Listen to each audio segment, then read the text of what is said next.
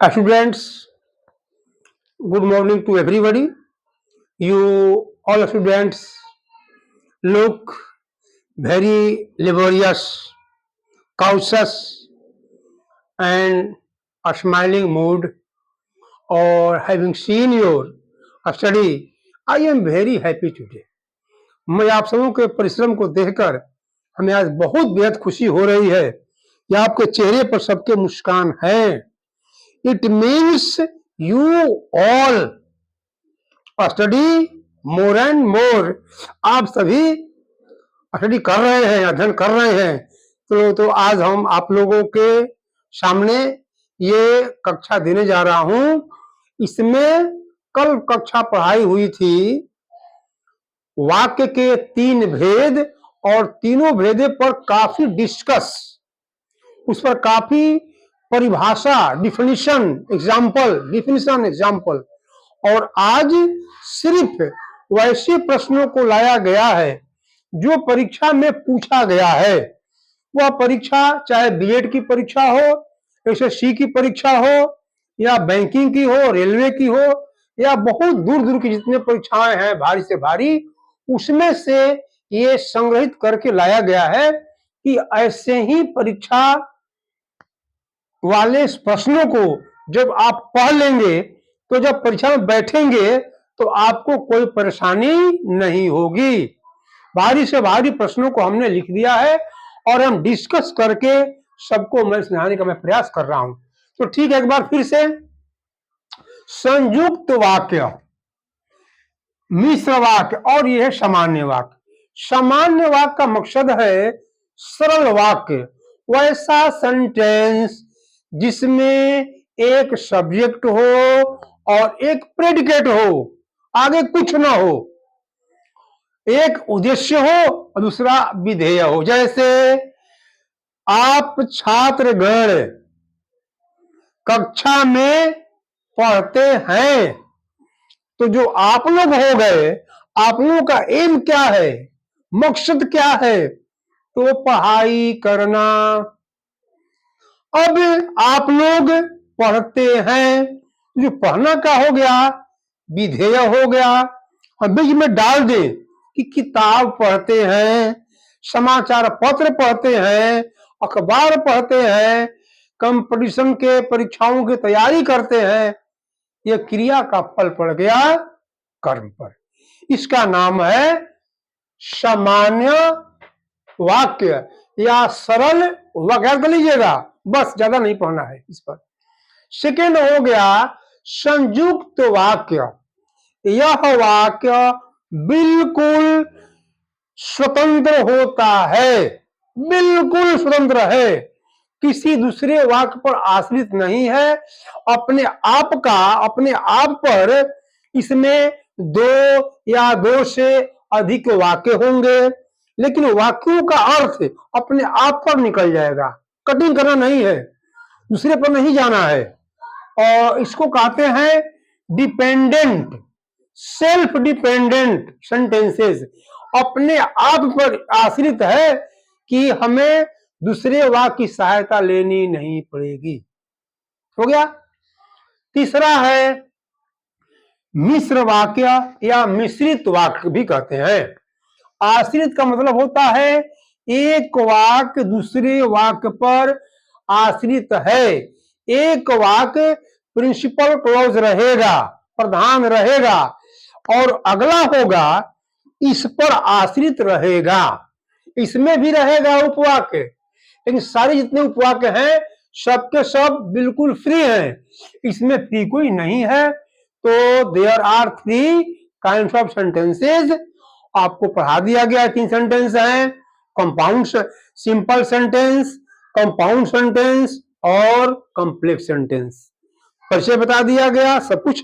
अब मेरे छात्रों बारी रही, हमको आप लोग अब रिजल्ट दीजिए, इसमें बैठा लीजिए. कैसे हम रिजल्ट देंगे, चल आगे पढ़िए. अब कहना यह है, मेरा मकसद है परीक्षा यानी कंपटीशन के प्रश्न है. राजा प्रजा की भलाई करता है. अब जरा देखिए इसमें क्या है भाई, मेरे बताइए. राजा प्रजा की भलाई करता है। सामान्य वाक्य है, संयुक्त वाक्य है या मिश्र वाक्य है। राजा बिल्कुल फ्री है, काम उसका फ्री है, तो जो फ्री है और संपन्न है और फिर दूसरे पर आश्रित भी नहीं है और इसमें एक सब्जेक्ट है और एक प्रेडिकेट है, भले बताया गया है।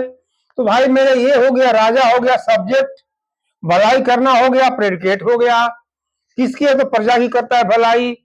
तो जाहिर सी बात है, आप बताओ भाई कौन सा हो सकता है? आप जी कौन? 1 2 3 उंगली दिखाइए। 1 एकदम सही आंसर है। ये होगा आपका सरल वाक्य होगा। इस पर आप टिक लगा लीजिए कि राजा प्रजा की भलाई करता है, इसमें रहेगा सामान्य या सरल संधि। दूसरा है स्वावलंबी बनो अथवा पराश्रित बनो, यानी या तो आप अपने आप पढ़ लिख करके पैसा कमाइए और नहीं तो माता पिता पर आश्रित रहिए। इसका मतलब होता है पराश्रित, परावलंबी, पराश्रित। स्वलंबी बनो अथवा पराश्रित बनो, यानी दूसरे पर अवलंबित रहो। ये वाक्य बिल्कुल आपस में जुड़ा हुआ है। वह या तो स्वलंबी बनो या तो परावलंबी बनो, यानी पराश्रित बनो। बिल्कुल यह फ्री वाक्य है, स्वतंत्र वाक्य है। किसमें रहेगा जी? सेकेंड। चलो भाई सेकेंड आपने कहा, बहुत सुंदर बात है, अच्छा रिजल्ट। थर्ड है चाहे रात बीत जाए मुझे यह कार्य पूरा करना है। कि देखिए बीएड में आया है, सब इंस्पेक्टर में भी आया हुआ ये सवाल। अब बताइए इसमें किसमें रखा जाएगा? चाहे रात बीत जाए यह मुझे काम पूरा करना है। आप आधा पढ़ लीजिए, आप चुप हो जाइए। चाहे रात बीत जाए, अब लीजिए, अभी खोज रहा है भाई क्या बात है। चाहे रात बीत जाए, इसमें कुछ आगे है? चाहे रात बीत जाए इसका मतलब कि कोई काम में लगा है, तब्बे कह रहा है। यानी एक वाक्य दूसरे वाक्य की खोज करता है, दूसरे वाक्य चाहता है, दूसरे खोज नहीं, दूसरे वाक्य पर आश्रित है। चाहे पूरी रात बीत जाए, इसका मतलब कि आगे कुछ इसको करना है, रिक्वायर करता है, दूसरे पर आश्रित है। चलो भाई, तो चाहे रात बीत जाए मुझे यह कार्य पूरा करना है, तो दूसरे पर आश्रित है। कौन होगा जी? थर्ड। तो भाई थर्ड होगा इसका आंसर, ये आराम से लगा लीजिए। आप लोग भी ऐसा ही बनिए, चाहे 2 महीना बीत जाए, 4 महीना बीत जाए, 6 महीना बीत जाए, पूरा साल बीत जाए, लेकिन हमें नौकरी लेकर के छोड़ना है। हमें परीक्षा में 100 में 95 बना के आना है, 90 बना के आना है, 100 बना के आना है, ऐसा मन बनाइए। जब तक वह घर पहुंचा तब तक उसके पिताजी जा चुके थे। एक वाक्य दूसरे वाक्य पर बिल्कुल आश्रित थे, है। कौन होगा? बोलिए जी। थर्ड होगा? चलो भाई थर्ड होगा, फिर थर्ड हो गया। अगला संतोष से बढ़कर सुख नहीं। संतोष ऐसा धन है, से सुख है, तो कह रहा है कि संतोष से बढ़कर सुख नहीं। ये बच्चे मेरे आया है बीएड में। अब इसमें किसमें टिक लगाया जाएगा? तो ये वाक्य बिल्कुल स्वतंत्र है, तो इस पर लगेगा। अगला कल की चिंता वे करें जो बेरोजगार हैं। दो वाक्य हो गया ना? कल की चिंता वे करें जो बेरोजगार हैं। आप जरा बात सोचिए, हम जब परीक्षा में बैठिएगा तो कैसे आंसर लाइएगा? कल की चिंता वही करेगा, इसका मतलब क्या? जिसके पास पैसा नहीं है, जो बेरोजगार है, जो निकम्मा है, जो जाहिल है। तो एक वाक्य दूसरे वाक्य को रिक्वायर करता है, उस पर आश्रित करता है। अब कि सेंटेंस फिर से हम पढ़ रहे हैं। कहना है कि कल की चिंता वे करें जो बेरोजगार हैं। तो वे करें यानी जो, ये दूसरे से जुड़ा हुआ है, तो कौन सेंटेंस होगा? आश्रित है, तो भाई ये होगा तीसरा जी। चलो भाई तीसरा बोल रहा है। अगला सेंटेंस, मान या न मान मैं तेरा मेहमान। ये परीक्षा में आया हुआ है कंपटीशन में। मान या न मान मैं तेरा मेहमान, इसमें कौन सा अलंकार भी है? अनुप्रास अलंकार, ध्यान दीजिएगा, आगे पढ़ना भी है। मान या न मान मैं तेरा मेहमान, इसका मतलब कि आपस में कहीं किसी प्रकार का दूसरे वाक्य पर आश्रित नहीं है, अतः यह वाक्य होगा कौन सा जी? सेकंड। तो सेकंड में होगा आपका ये होगा। अब आइए, यह वही लड़का है, इशारा कर रहा है, यह वही लड़का है जिसने मेरी सहायता की थी। हम आधा करके चुप हो जाएं, यह वही लड़का है। अब देखिए लो, अब वाक्य कह रहा है कि अगला अगला तो क्या होगा, आगे तब क्या होगा? इसका मतलब कि यह वही लड़का है जिसने मेरी सहायता की थी। एक वाक्य दूसरे वाक्य पर बिल्कुल आश्रित है, इसका मतलब कि यह जो वाक्य है मिश्रित वाक्य है। आप सब जानते हैं, आप जान लीजिए, ये हो गया वही वाक्य हो गया, मिश्रित वाक्य हो गया। अब ये बारी आपकी रहेगी। भाई बताइए, जो करे सो मरे, जानते क्यों कहा गया है? कुछ ऐसा व्यक्ति भी है जो जनता की भलाई के तबाह रहता है, उसी को लोग जान मार देता है। अब देखिए महात्मा गांधी जी को, महात्मा गांधी जी जनता के लिए क्या क्या नहीं किए। बापू कहलाए, राष्ट्रपिता कहलाए, क्या क्या नहीं कहलाए, और वैसे महापुरुष को लोगों ने जाने मार दिया। तो क्या कह रहे हैं, जो करे सो मरे। तो इससे परवाह क्या है? महापुरुष को परवाह नहीं रहता, हम काम करेंगे, मारना है मार दो। लेकिन वह बुजदिल है, निकम्मा है, और क्या बोलते हैं, दूसरे पर आश्रित रहने वाला है, दूसरे के चलता इशारे पर तो भाई कुछ नहीं करेगा। और गांधी जी खुद अपना अपने से काम करते थे, अपने इशारे परमात्मा के भगत थे। रघुपति राघव राजा राम पति पावन सीताराम परमात्मा के परम भक्त थे। पूरे वर्ल्ड में देखिए पूरे जाते वही वाक्य है कि जो करे सो मरे। कौन होगा? तो जो करे कह के छोड़ देंगे तो जान बचेगा नहीं, जो करे सो मरे, तो वह कौन होगा जी? तीसरा, तीसरा होगा। अगला कह रहा है, वह जाते जाते रुक गया। काहे भाई, काहे रुक गया? सिंपल सेंटेंस है, बिल्कुल साधारण, जाते तो रुक गया। संयुक्त भी नहीं है तो क्या है? बोलो भाई, पहला है, ये पहला आंसर हो जाएगा। अब अगला क्या है? कह रहा है कि यथासंभव अपना काम शाम तक पूरा कर लो। का भाई, भाई यथासंभव हो सके, 2-3 जो परीक्षा निकली है वैकेंसी, आप लोग पूरा कर लीजिए, अपने जवानी को खपा दीजिए पढ़ाई में। कितना बढ़िया बात कह रहा है कि यथासंभव अपना काम शाम तक पूरा कर लो।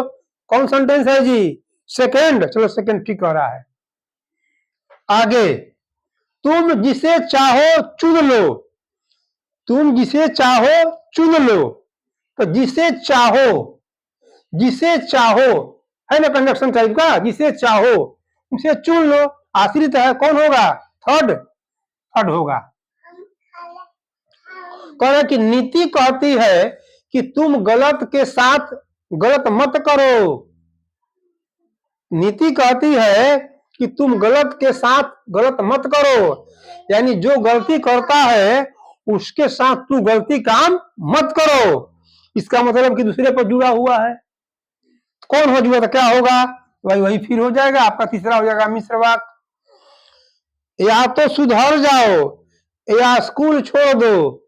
देखो बड़ा मुश्किल का बात है, जुड़ा हुआ है। या तो सुधर जाओ, तो क्या करे भाई, और नहीं सुधरोगे और स्कूल छोड़ दो। तो ये हो गया आपका, फिर मिश्र वाक्य हो गया। तो मेरे छात्रों, ये सारे के सारे सवाल पूछे गए हैं बड़ी बड़ी कंपटीशन से, और उसमें से छांट करके दिया गया है। आज मैंने आप लोगों को अभ्यास कराया, फिर आगे दिनों में बहुत से प्रश्न आपको दिए जाएंगे। अब आप शायद इसको समझ गए। फिर मैं कोई बात करूं कि हिंदी व्याकरण में कंपटीशन के हिसाब से दो तरह के प्रश्न आएंगे। एक है शब्द पर आधारित सेंटेंस, शब्द पर आधारित प्रश्न होंगे।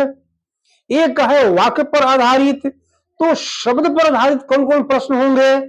प्रश्नवाची शब्द हो गया, विलोम शब्द हो गया, और इसके बाद अनेक शब्दों के बदले एक शब्द हो गया। बहुत से तरह इसमें आएंगे। बहुवचन हो गया, लिंग हो गया, और इस तरह से आएंगे। उपसर्ग हो गया, प्रत्यय हो गया। लेकिन ये इसको कहा जाएगा शब्द संशोधन आधारित प्रश्न। और एक आएगा वाक्य संशोधन आधारित वाक्य। इसी को कहते हैं वाक्य संशोधन, वाक्य शुद्धि। तो भाई वाक्य शुद्धि में देखिए एक एक में कितने हैं? 1 2 3 4 5 6। एक एक सेंटेंस में 6 शब्द हैं, 8 हैं, 9 हैं, 10 हैं, 12 हैं।